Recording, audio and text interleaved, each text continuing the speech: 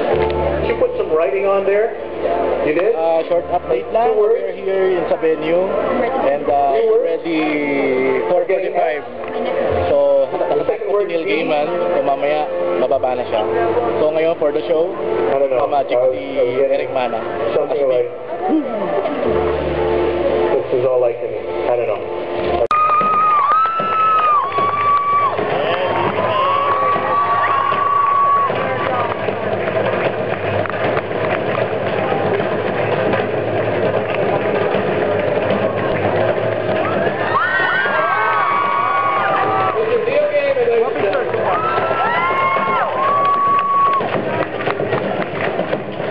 Welcome to the stage, sir. Excellent, excellent. You had a great one. Now, our friend here has been so generous to help us out with this little experiment, so we're going to come out here and let's get these books out, okay? Ma'am, there you go. You have a choice here, so stand up, please. What's your name? Aaron? A big round of applause for Aaron. Aaron, grab 2 books, please. Grab 2 books. Any 2 books. That one? Okay. Aaron, hang on to that one there. Okay. We are left with this one. Mirror mask. Now, I'm going to ask, where's the camera guy? Camera guy's right over here. Okay. Sir, could you help me out? Okay. Hold on to the book. Okay. It's not yours, it's mine. I'm not letting that one go. What's your name, sir? Dean. Dean. A number that we randomly selected by 3 different people, and then we totally screwed up the number. We got this total here.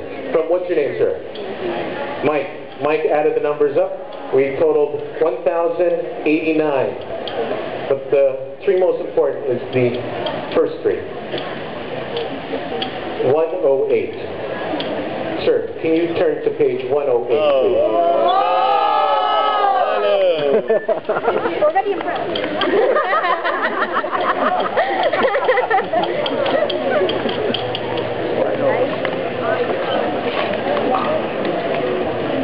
Okay, I want you to skim through that page. I want you to really look at it. Look at the words there. Look at one that stands out the most with you. Okay, the longest word on that page. The longest word on that page, do you have it, sir? Yes. Okay, can I get a microphone, please? Okay.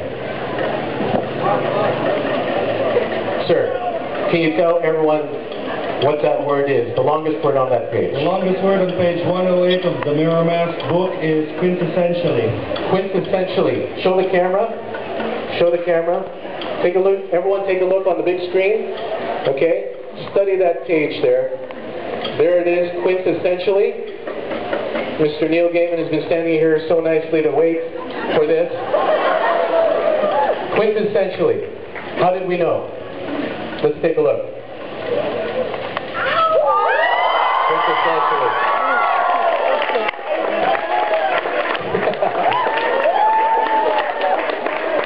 Now here's the really cool thing. Quintessentially, the number 9, I circled it, the number 9. I'm going to count the number of lines on this book, and you'll see 1, 2, 3, 4, 5, 6, 7, 8, 9. Quintessentially lands right on there. Let's give our friends out here and Mr. Neil Gaiman a big round of applause. Ladies and gentlemen, let's give it up for Mr. Eric Mana! Thank you so much, guys. Thank you. And I hope you guys don't mind. I'm going to shamelessly ask for this. Mr. Gaiman's autograph. Sure, if you could kindly sign that page there.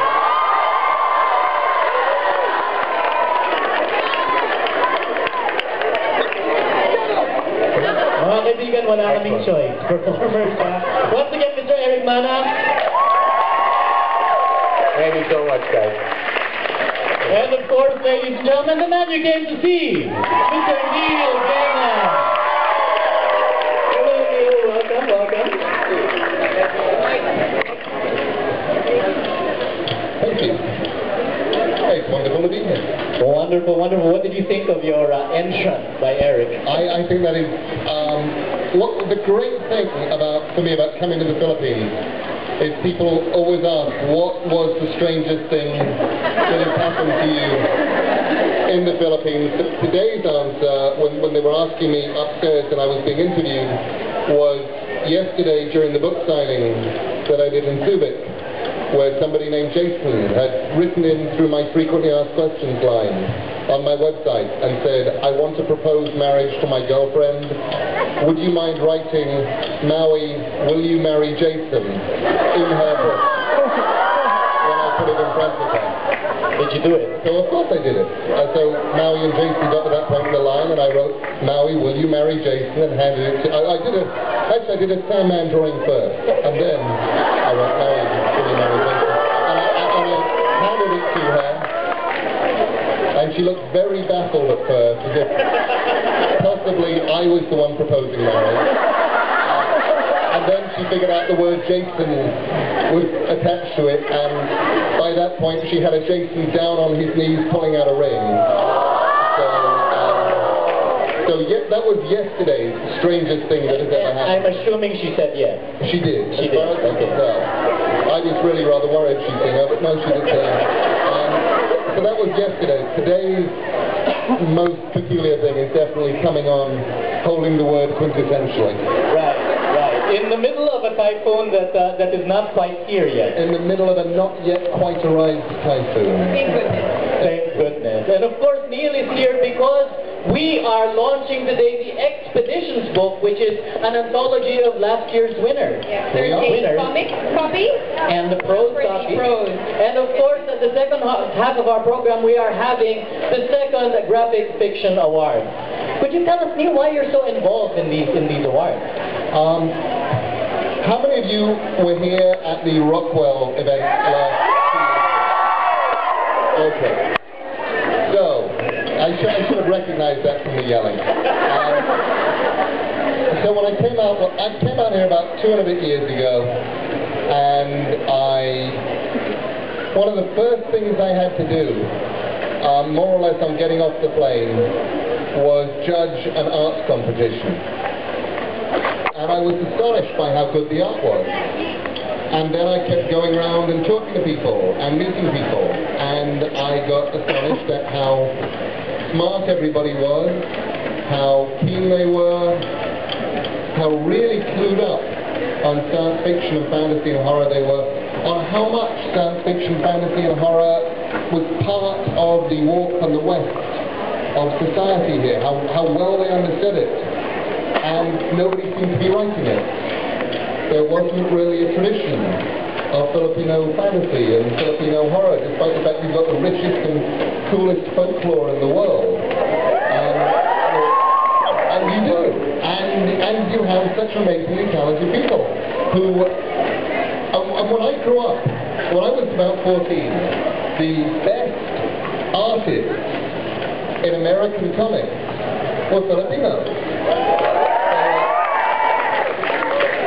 They were Alex Muñoz, they were Alfredo Alcala, they were Tony DeSimiga, they were the Redondos, there were lots of them, and they were amazing. And then, these days, you guys don't seem to be playing very much. You just started again. There are a few more people who started playing on the global stage, and I thought I wanted to do what I could to encourage things. So I phoned up Jaime Diaz from Fully Booked, and I said, okay, I will do you a deal. And we talked about it a bit, and I said, I will put up the prize money personally if you run the competition. So that's the way that we've done it. Is I put up the prize money.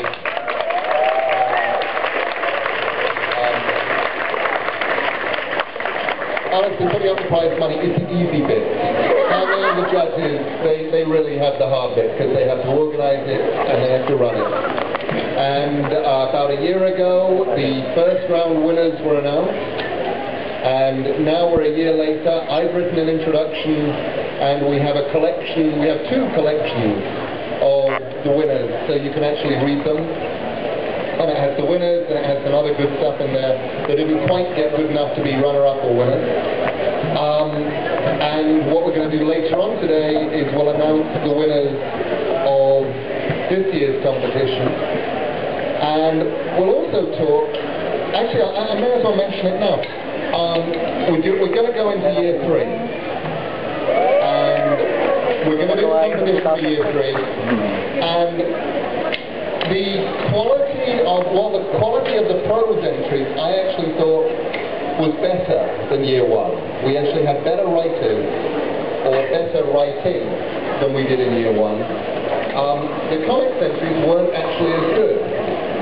I should warn you up ahead of time when we talk this evening, we haven't got a first prize. We have 2 second prizes and third prizes, but we didn't give a first because we didn't think anyone was good enough. And we thought that may have had something to do with not giving you long enough. So we'll have about a year. This year. We are announcing right now, there will be a 3rd year. So I'm sure what they'd like to know is will you be back for the 3rd year? I'm cornering you, Neil. It depends on the quality of the entry. So that's enough motivation. After they're good enough, I'll come back. The other thing that we want to do is we're going to add an extra category. Up until now, we've done prose and we've done comics. And this year, we're going to add short films.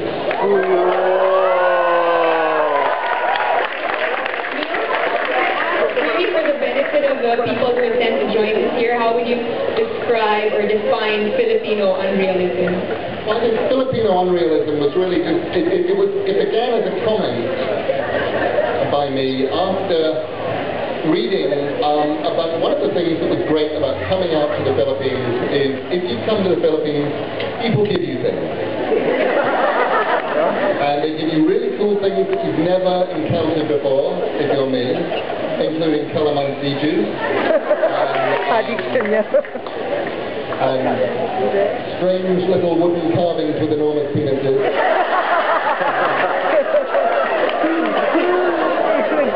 Even shot nuts. But one of the things that I was given in quantity were books of literature of the Philippines, and including short story collections and great Filipino short stories. I was reading this stuff and loving it and going, why you have an amazing tradition here of Filipino realistic literature. There's great realism. But there doesn't seem to be any unrealism. There's not a tradition of great fantastic literature, of great horror, of great science fiction. And I thought, well, that's really what I want to give a kick up the arse to, in the English expression, and see if we can push on Filipino unrealism. Yes, actually, correct me if I'm wrong, but this is the only award-giving body that gives out awards in this particular genre. So this is why this particular competition is very, very important. So we'd like to thank do not have categories for graphic this. fiction. So we'd like to thank, of course, Fully Booked and, of course, Neil Gaiman for this effort to bring works of this genre into the national consciousness.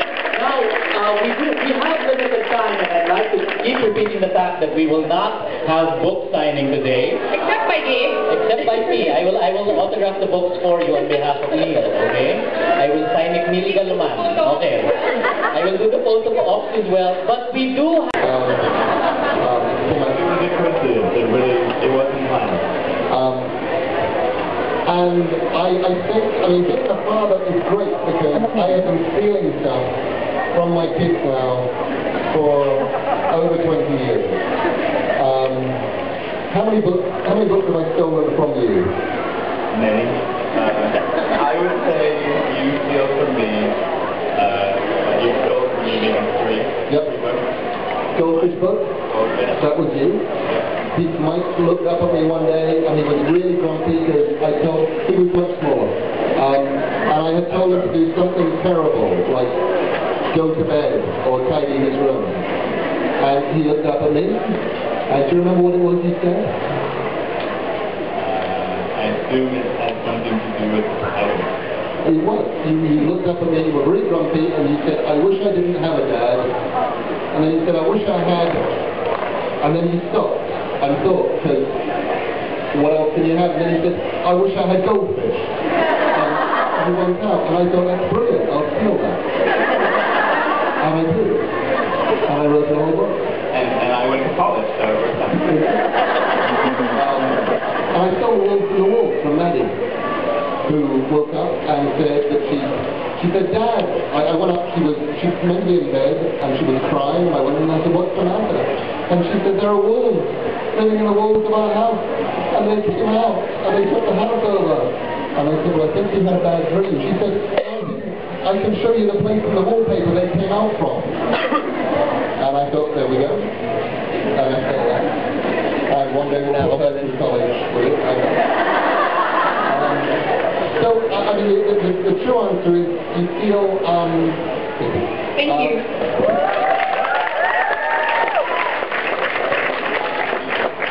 I don't think I would have written any of my children's books without being a children's author. Without being a father. I probably would have written all my adult books.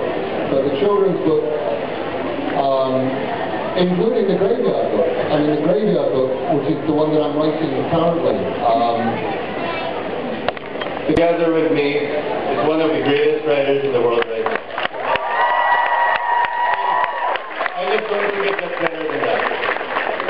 So, Neil, once again, I can't thank you enough for all the support, for coming over 2.5 years ago and going through all the hell lines just to satisfy everyone, and for coming back, and for keeping on supporting this by already telling everyone that we will do this again next year.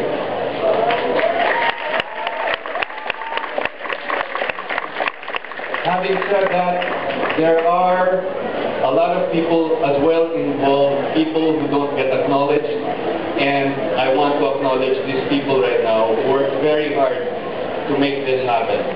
These are the people who had to go through the hundreds of entries and basically go through and judge which are the winners. So I would like to acknowledge them right now. Ramon De Vera, I'm sure he's here right now. He was the guy, Ramon is the guy who really helped sort through the whole comics list. And Erwin Romulo, I see you right there. Erwin Romulo was the one who helped sort through the whole prose list. And then I have 3 of my staff, Vivian Choseco and Tal Diaz, who really helped as well in sorting everything out and deciding who the final cut was going to be. I would like to make special mention to one of my staff as well. I see her right there, Ria Yamas. Ria was the one who really did the work. I mean, this was really this is what Neil was saying when this was the hell part of compiling through everything, going through the printing, going through the editing, checking every word so that everything is spelled correctly. So Ria, again, thank you very much for all the work. Last but not least, okay, aside from the judges who will be presented, I think, anyway later, I would like to thank the guy who did the cover. Okay? Ladies, you, please. Okay, for all of you who do not know, Lane You is one of the most sought out artists in the world. He is currently drawing the best-selling comic book right now in the US, The New Avengers.